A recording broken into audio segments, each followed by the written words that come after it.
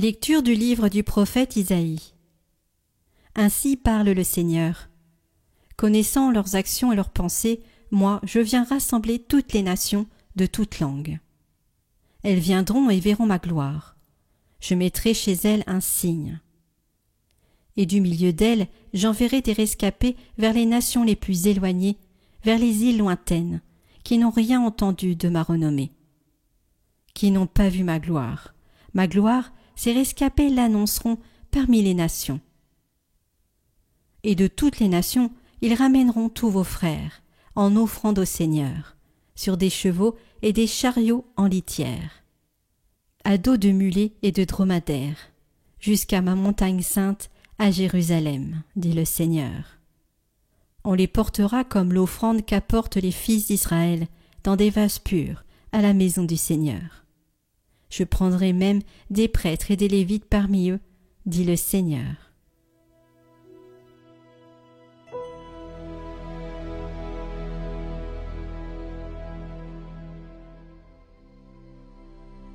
Allez dans le monde entier, proclamez l'Évangile.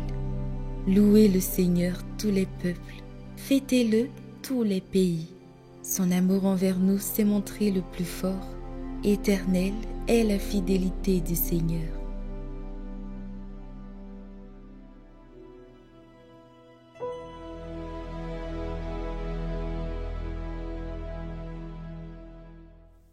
Lecture de la lettre aux Hébreux.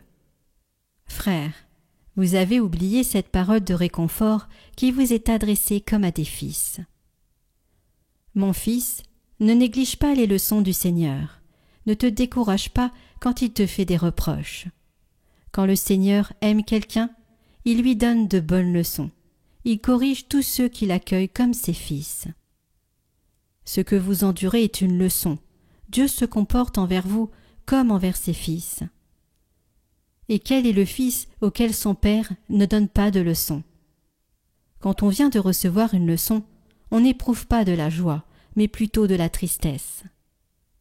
Mais plus tard, quand on s'est repris grâce à la leçon, celle-ci produit un fruit de paix et de justice. C'est pourquoi redressez les mains inertes et les genoux qui fléchissent, et rendez droit pour vos pieds les sentiers tortueux.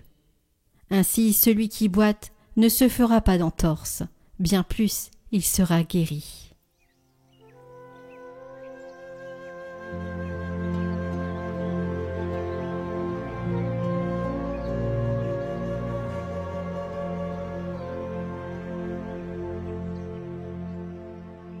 Évangile de Jésus-Christ selon saint Luc. En ce temps-là, tandis qu'il faisait route vers Jérusalem, Jésus traversait villes et villages en enseignant. Quelqu'un lui demanda : « Seigneur, n'y a-t-il que peu de gens qui soient sauvés ?» Jésus leur dit : « Efforcez-vous d'entrer par la porte étroite, car, je vous le déclare, beaucoup chercheront à entrer et n'y parviendront pas.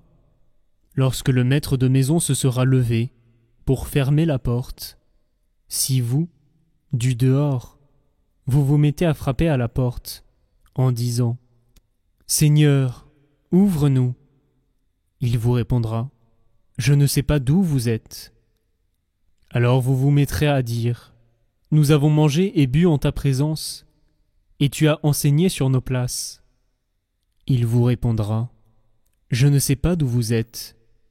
Éloignez-vous de moi, vous tous qui commettez l'injustice. » Là, il y aura des pleurs et des grincements de dents, quand vous verrez Abraham, Isaac et Jacob, et tous les prophètes, dans le royaume de Dieu, et que vous-même, vous serez jetés dehors. Alors on viendra de l'Orient et de l'Occident, du Nord et du Midi, prendre place au festin dans le royaume de Dieu. Oui, il y a des derniers qui seront premiers, et des premiers qui seront derniers.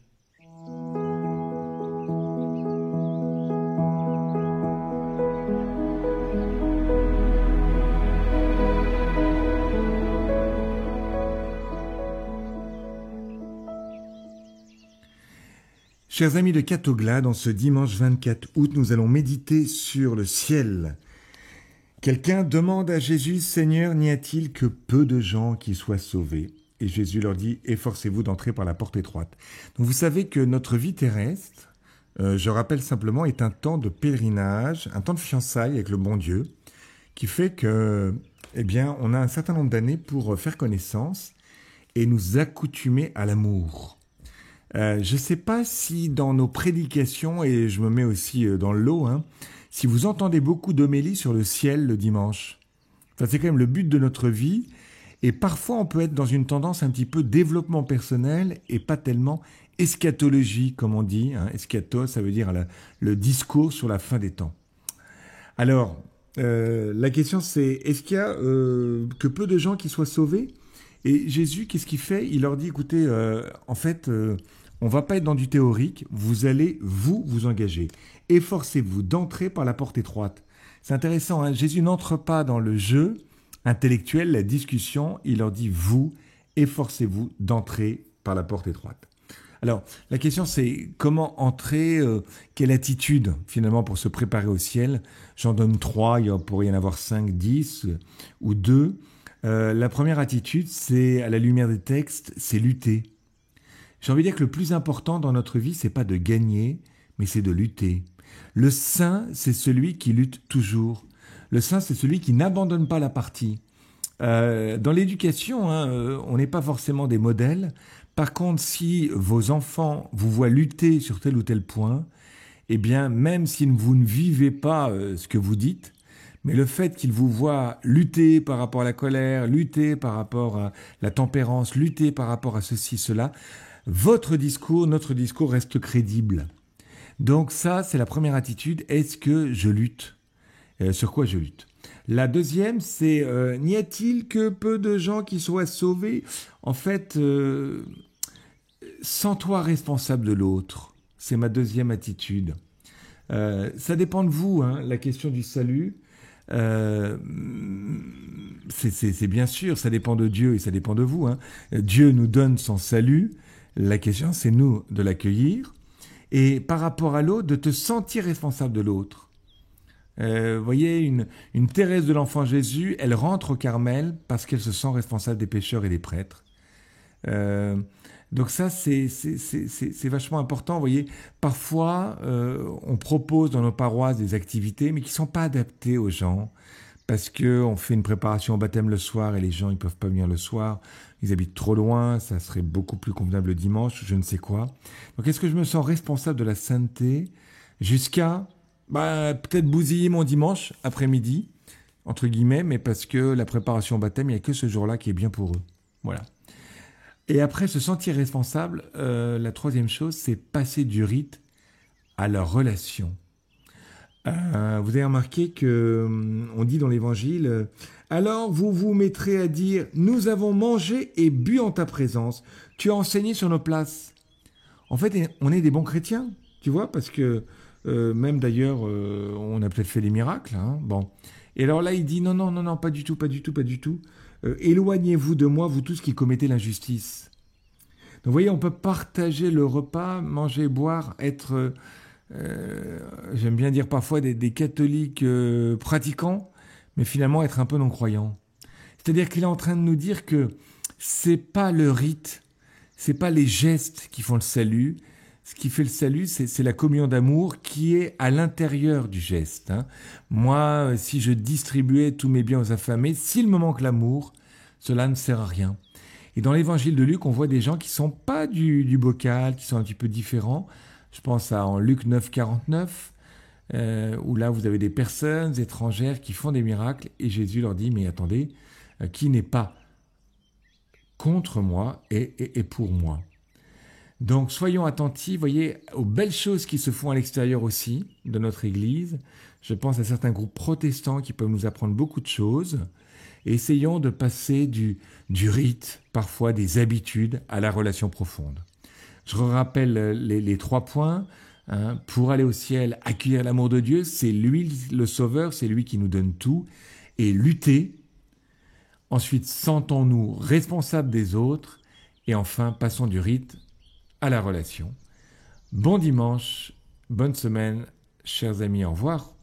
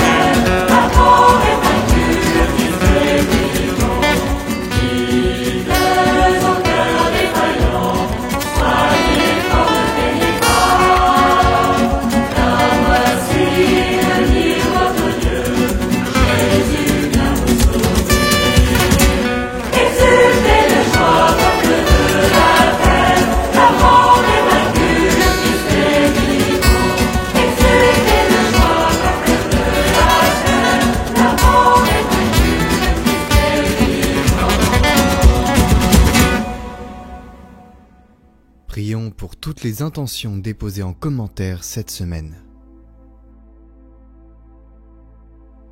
Notre Père qui es aux cieux, que votre nom soit sanctifié, que votre règne vienne, que votre volonté soit faite sur la terre comme au ciel. Donnez-nous aujourd'hui notre pain de ce jour. Pardonnez-nous nos offenses, comme nous pardonnons aussi à ceux qui nous ont offensés. Et ne nous laissez pas entrer en tentation, mais délivrez-nous du mal. Amen. Je vous salue Marie, pleine de grâce, le Seigneur est avec vous. Vous êtes bénie entre toutes les femmes, et Jésus, le fruit de vos entrailles, est béni. Sainte Marie, Mère de Dieu, priez pour nous, pauvres pécheurs, maintenant et à l'heure de notre mort. Amen. Gloire au Père et au Fils et au Saint-Esprit, comme il était au commencement, maintenant et pour les siècles des siècles. Amen.